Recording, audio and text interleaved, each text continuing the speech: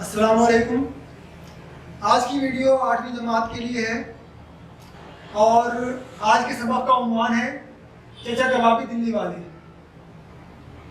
ये सबक नंबर 8 है आपकी किताब में, जिसका मजमून मुल्ला वाहिदी ने लिखा है। मुल्ला वाहिदी साहब पुरानी दिल्ली की तहजीब और यहाँ के लोगों के रहन सहन, यहाँ के लोगों का रख रखाव इस मजमून से जाहिर होता है, जिसमें उन्होंने एक किरदार लिया है चचा कबाबी, जो दिल्ली के रहने वाले हैं और ये दिल्ली वालों की नुमाइंदगी करते हैं। दिल्ली वालों का रहन सहन कैसा होता था, वो किस तरह का मिजाज रखते थे, उनका बातचीत करने का अंदाज, या इस मजमून में चचा कबाबी के जरिए से समझेंगे। चचा कबाबी दिल्ली वाले, सबसे पहले इसका खुलासा मैं आपको बताऊंगा। खुलासे के बाद ये कुछ इशारे दिए गए हैं, ये अल्फाज इस खुलासे में आएंगे, आप इन पर भी ध्यान देते जाइए। जैसे कि चचा कबाबी दिल्ली वाले जो है दिल्ली के मशहूर कबाबी थे और ये जामा मस्जिद जो है दिल्ली की जामा मस्जिद, इसके जुनूबी दरवाज़ा यानी जुनूब कहते हैं साउथ को, उर्दू में जुनूब का मतलब होता है साउथ। जुनूबी दरवाजे की तरफ ये फुलवारी वाला चबूतरा था, वहाँ बैठा करते थे शाम को और रात को देर तक ये अपने कबाब बेचा करते थे। ये ज़माना है तकरीबन वो जब 1857 का ज़माना, उसके आसपास का, जो गदर के नाम से जाना जाता है। हालांकि ये गदर नहीं था, ये हिंदुस्तान की आज़ादी की पहली लड़ाई थी जो यहाँ के बाशिंदों ने अंग्रेज़ों के खिलाफ मुनज़्ज़म तरीके पर छेड़ी थी, बहादुर शाह जफर की क़यादत में, जो आखिरी मुग़ल बादशाह थे। और हिंदुस्तान की आज़ादी 1947 में हुई थी। ये उसके बीच का ज़माना इस सबक में हमको देखने को मिलता है। दिल्ली के सीख के और गोले के कबाब बहुत मशहूर थे और चचा कबाबी को अपने कबाब बनाने के फन पर बड़ा घमंड था। इसके ऊपर उनकी अनोखी तबीयत, अनोखा मिजाज, रख रखाव और इसी के साथ साथ कुछ उसूल थे जो कबाब बेचने में भी अपने इस्तेमाल करते थे। उन उसूलों को उसूल ये थे कि जो भी आया है इसको उसकी बारी के हिसाब से ही कबाब दिए जाएंगे। अगर कोई ये चाहे कि ताल्लुकात की बुनियाद पर मुझे पहले कबाब मिल जाए, या मैं जो हूँ वो मेरी हैसियत दूसरे लोगों से कुछ बुलंद है, इसलिए इस निस्बत का ख्याल रखा जाए, और वो चाहे कि मुझे चचा कबाबी सब कुछ छोड़कर पहले कबाब दे दें, तो इस बात से उनका मिजाज जो है वो बिगड़ जाता था। आग का ताव थोड़ा सा कमोबेश हो जाए तो जाहिर सी बात है कबाब ठीक तरह से सीख नहीं पाते, इस पर भी उनका मिजाज बिगड़ जाता था। लेकिन सबसे बड़ी बात यह थी कि ये गुस्से की हालत में भी मजाल नहीं है कि उनके मुंह से कोई बेहुदा लफ्ज़ निकल जाए। ज़बान का इस्तेमाल बहुत सोच समझ कर करते थे और वो उनके मिजाज में शामिल था। ज़बान से कोई बेहुदा लफ्ज़, कोई गलत नाशाइस्ता अल्फाज जो है वो निकल ही नहीं सकते थे। तो मिजाज का बिगड़ना अपनी बात है, एक अलग चीज़ है, और ज़बान का इस्तेमाल दूसरी चीज़ है। गुस्से की हालत में भी ज़बान पे उनको अपनी कंट्रोल रहता था। एक मरतबा किसी साहब ने एक फ़िक़रा कस दिया कि फ़िक़रा कहते हैं जुमले को। जब चचा कबाबी ने उनसे कहा कि अगर जल्दी है तो और से ले लो, मेरे पास तो तुम्हें बारी से ही कबाब मिलेंगे, तो उन्होंने फ़िक़रा ये कसा कि भाई और से ही ले लेंगे, अल्लाह ने तुम्हारे कबाबों से बचाया, ना जाने हजम होते या कोई आफत ढाते। इस पर चचा कबाबी को गुस्सा आ गया, तिलमिला उठे और कहा कि मैं अपने कबाबों में वो मसाला डालता हूँ कि अगर मस्त बाजार पर भी लथेड़ दिया जाए तो वो भी गलकर गिर पड़े। आप उनके पास जाइए पानों के शौकीन थे, पानों की डिबिया उनके आगे बढ़ा दीजिए, पान खा लेंगे, जर्दा मुंह से मांग लेंगे, बेतकल्लुफी का ये हाल था। लेकिन कबाब जो है वो नंबरों से ही देंगे, जिसकी बारी है उसको ही कबाब देंगे। इस बात से मुतासिर होकर वो आपको दूसरे का नंबर काट के पहले कबाब नहीं देंगे। इसी तरह एक और वाकया हुआ कि एक 8-10 साल का बच्चा उनके पास आया और उनसे खुशामदीद कर रहा है कि मुझे कबाब दे दें, लेकिन चचा कबाबी बार बार मना किया जा रहा है कि मैं तुझे कबाब नहीं दूंगा। वजह क्या थी? वजह ये थी कि चचा कबाबी को ये शक था कि ये बच्चा रोजाना 4 पैसे कहीं से चुरा कर लाता है। इसके घर वाले, देखिए वो ज़माना है जब 4 पैसे में कबाब मिल जाया करते थे और 4 पैसे भी उस वक्त काफ़ी ज़्यादा समझे जाते थे। तो चचा कबाबी का कहना ये था कि मैं नहीं समझता कि इसको रोजाना इसके घर वाले 4 पैसे कबाब खाने के लिए देते होंगे, मैं इसका मिजाज नहीं बिगाड़ूंगा, मैं इसकी आदत नहीं खराब करूंगा अपने 4 पैसे कबाब बेचने के लालच में। इसलिए वो बच्चा खुशामद कर रहा है, लेकिन चचा कबाबी जो है वो कबाब देने से बार बार इनकार कर रहा है कि मैं तुझे कबाब नहीं दूंगा। आदत का बिगाड़ना, दूसरे के बच्चे की आदत का बिगाड़ना, ये भी उनको गवारा नहीं था।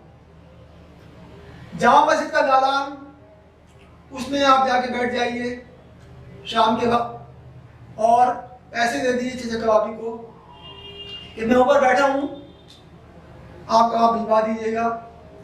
तो चचा कबाबी जामा मस्जिद के दालान में घी से बघार कर और प्याज, पुदीना, हरी मिर्च वगैरह छिड़क कर कबाबों के ऊपर पहुंचा दिया करते थे। मुल्ला वाहिदी साहब के दोस्त मौलाना राशिदुल खैरी, उनके बारे में एक जुमला लिखते हैं ये, अल्लाह बख्शे। अल्लाह बख्शे का मतलब होता है अल्लाह उनकी मग़फ़िरत फरमाए, और इस दुनिया में नहीं है। उनके साथ जाकर अक्सर जामा मस्जिद की फुलवारी वाले चबूतरे के जो कबाबी थे चचा कबाबी, उनसे कबाब खाया करते थे। उन्हें वो ताज़े ताज़े गरम कबाब बहुत मरगूब थे। तो ये हुआ इस सबक का खुलासा। इसके अल्फाज मानी भी आप ध्यान से देख लीजिएगा, यहाँ सफ़ा नंबर 50 पर लिखे हुए हैं। इसके बाद हम इस सबक के मुख्तलिफ पैराग्राफ, ये एक हिस्सा सबक का लेंगे और उसमें से आपको सवाल बताएंगे और उसके जवाब उसकी मदद से आपको करने हैं। तो अजीज तलबा, इस सबक का पहला पैराग्राफ हमारा शुरू होता है जामा मस्जिद के फुलवारी वाले से, और इसमें हम 2 पैराग्राफ लेंगे। दूसरे पैराग्राफ के आखिर में जो लफ्ज़ है वो सफ़ा नंबर 47 पर आप देख लीजिए, बेहुदा लफ्ज़ निकल जाए। इसमें सवाल नंबर 1 है, चचा कबाबी शाम को किस वक्त से रात के कितने बजे तक कबाब बेचा करते थे? पहले पैराग्राफ में ही आपको इसका जवाब मिल जाएगा। सवाल लिखिए और सवाल का जवाब लिख दीजिए। उसके बाद 2 लाइनें छोड़कर अगला सवाल, जो सवाल नंबर 2 है, वो है चचा कबाबी अपनी दुकान कहाँ लगाया करते थे?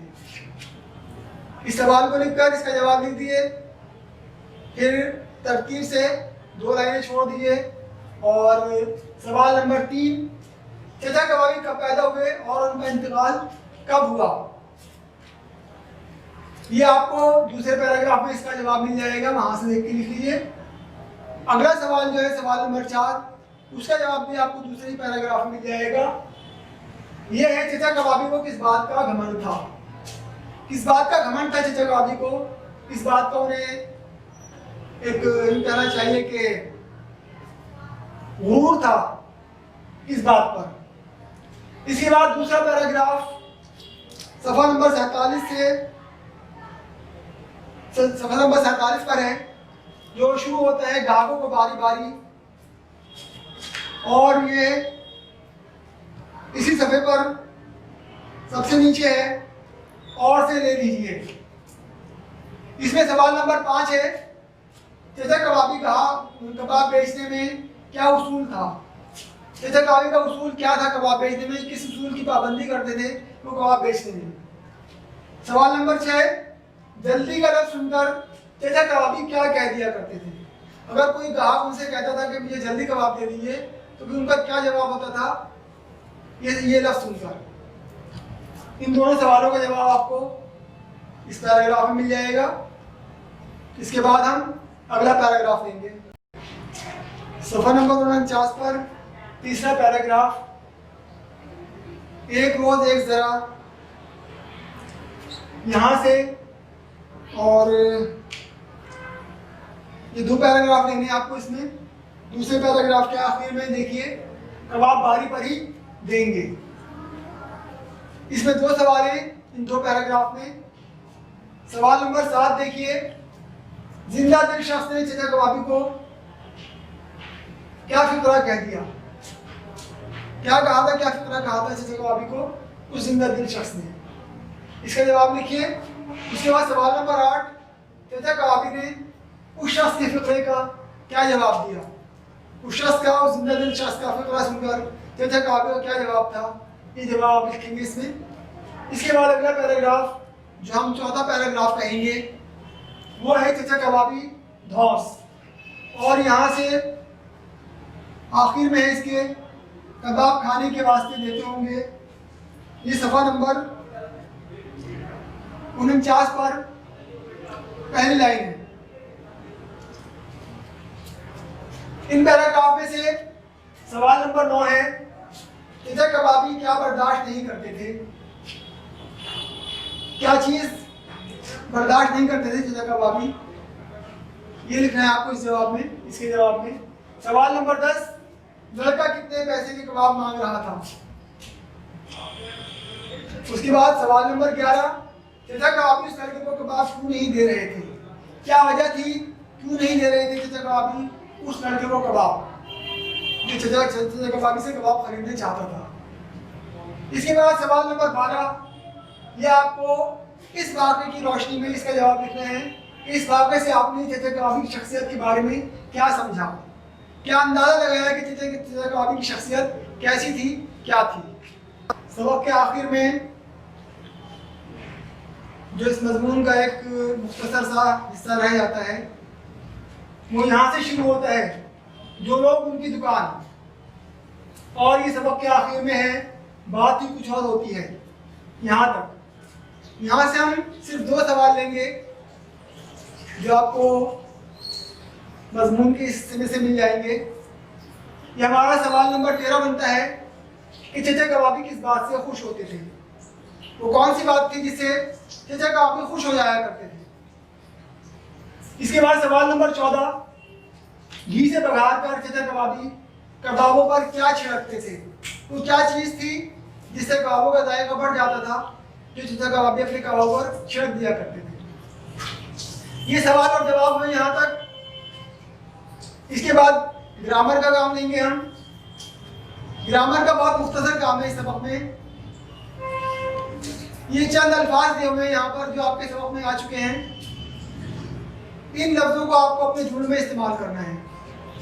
जुमले आपके अपने होने चाहिए और जितने ज़्यादा मेयारी और अच्छे जुमले होंगे उतना ही आपको जो है वो इस पर समझा जाएगा कि आपने अच्छी तरह सबक को पढ़ा है।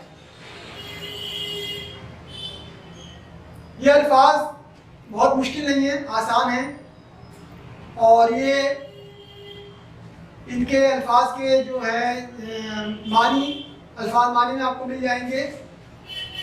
और आपको भी देखना, आप ये भी देख सकते हैं कि किस लफ्ज़ को किस तरह से किन हालात में और किन मतलब किस तरह से इस्तेमाल किया जाता है। इस सबक में पढ़कर आपको अंदाज़ा हो जाएगा। तो ये अल्फाज आपको अपने जुमले में इस्तेमाल करने हैं। इसके बाद अमली काम में आप देखिए मुरक्कब अल्फाज। आपको यहाँ 5 मुरक्कब अल्फाज बनाने हैं। सिर्फ एक लफ्ज़ हुज्जतबाजी आया है इस सबक में। एक लफ्ज़ आया है हुज्जतबाजी, जो हुज्जत और बाजी दो लफ्ज़ों से मिलकर बना है।